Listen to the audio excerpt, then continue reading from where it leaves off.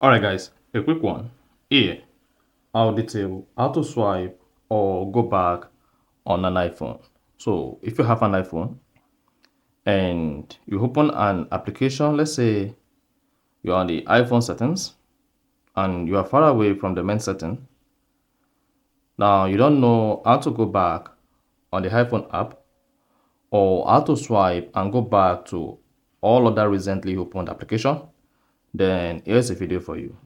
So if at the end of this you found this helpful and informative, please don't forget to like and then subscribe.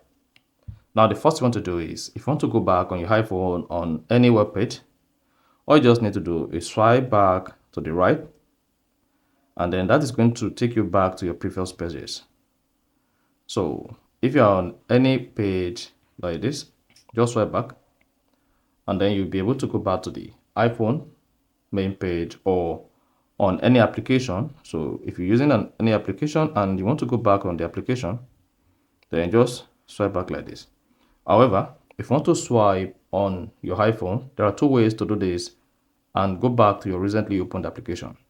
First is, if you swipe up like this, then you should see all apps you have opened on your iPhone.